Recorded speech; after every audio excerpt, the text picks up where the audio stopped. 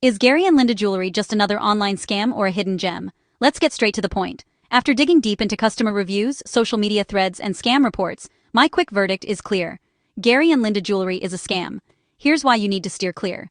First, they use that classic closing down sale trick.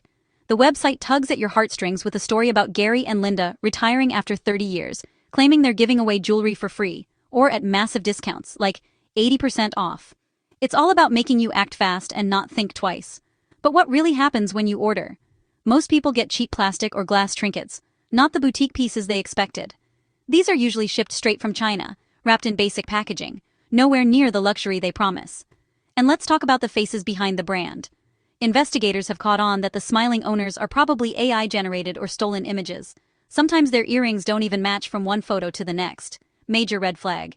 If you look closely at the products, they're identical to the jewelry you'll find on bargain sites like Temu or AliExpress, but with a way steeper price tag.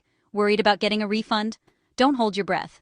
The site hides negative comments, doesn't list a real address, and their customer service basically doesn't exist. But don't confuse this scam with Linda & Co. Jewelers.